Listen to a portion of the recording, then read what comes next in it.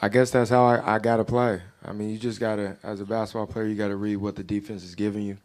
And they're really having 2 to 3 guys on me at all times. So what I'm trying to do is just give other guys space, create space for others, and also be a good screen setter.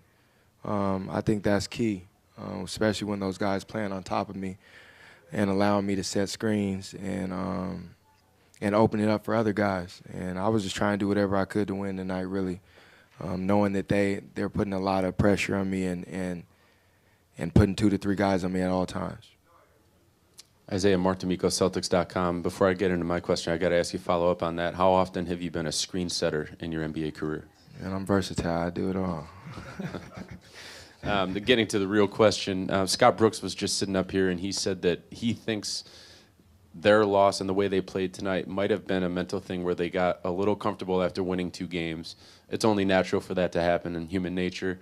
How do you guys prevent that from happening on your end going into Game 6? And how do you maintain the momentum and play with that level of intensity that you did tonight down there in Washington? I think we just got to stay in the moment. We know what's at stake. We know it's going to be a hostile environment. We know it's going to be tough to get a win out there. But if we lock in like we did tonight, limit our turnovers, limit their transition, that gives us the best chance of winning that game. And we did a hell of a job tonight, from the first guy to the last guy. Coach made great adjustments, and we took what was off the whiteboard and put it in on the court. And we just got to do that on Friday.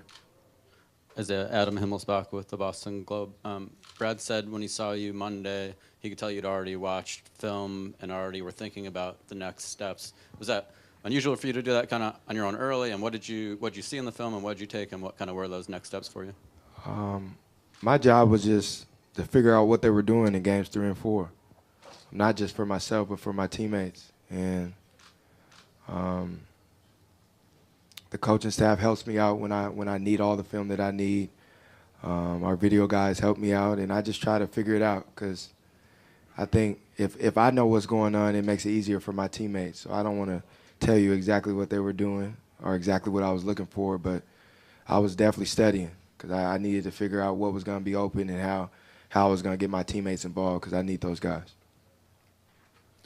Isaiah, excuse me, Steve Belpat, Boston Herald. Just your thoughts on Avery's night with the 2 hit pointers and all that. He played like he's supposed to. He played through it. It's the playoffs, and we needed him to play that way. And he put his injuries aside and laced his shoes up and played. And he was the key to this game. Like, on both ends of the floor, offensively, defensively, he did it all. And we need that from him, especially even in Game 6. We're going to need that from him. And I'm proud of him. I told him before the game that I believe in him, and he's going to have a big game, and he did. Michael Pina, Vice Sports.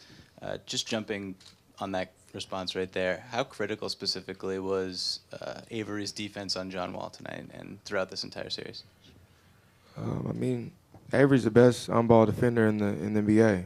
I mean, hands down. But a guy like John Wall, you're not just going to stop. You just got to try to contain him and make it tough on him. I mean, all the really good players in this league, it's hard to stop because they get so many opportunities each and every night. But he does a hell of a job on them. I mean, he makes it tough. I mean, nothing's easy.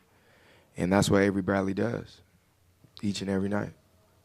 Jared Weiss, CLNS Media. You guys won both the rebounding and the transition battle, and usually it's almost a choice between the two. What did you, I mean, I know you came into the game a lot more hyped up, but what did you do execution-wise to be able to track back that well? Honestly, we just wanted to impose our will.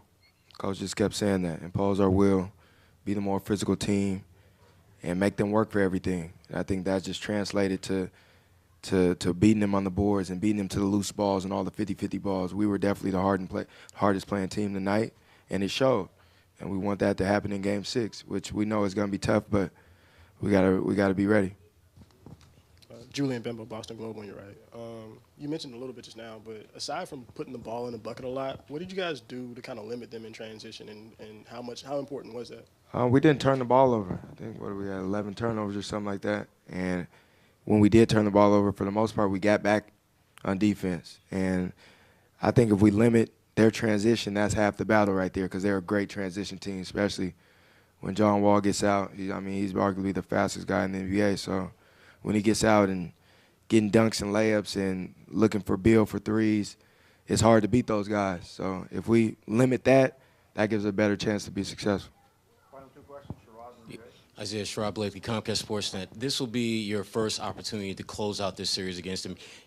In the Chicago series, you guys were able to take care of business on the road. How much can you benefit from having gone through an experience like that where you've been in a hostile environment and you were able to still find a way to get it done? Benefit a lot from it. We've done it before, so we could definitely do it again. We know it's not going to be easy, but we just gotta come together. We gotta come together. We gotta be who we are, and that's Celtics basketball. I think if we do that, we'll be fine, and then limit 26-0 and 22-0 runs, and we'll be okay. Jay King, MassLive.com. You said you were preparing for this one like it's the most important game of your career. How tough was it for you to kind of say, okay, I might not be able to take that scoring load? And would you have been able to do that earlier in your career? What does it say about your maturation process?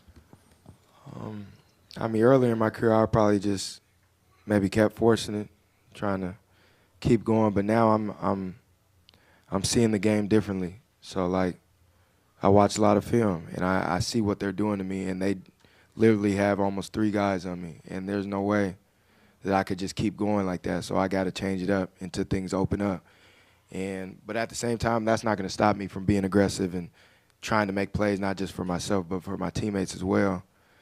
But I'm getting better at that, and I'm a student of the game, and I just try to keep getting better and learning more and more each and every game. And I mean, next game might be another game where I'm setting screens and getting other guys open and getting in the paint, dishing it out. Or next game, I might drop 40. You never know.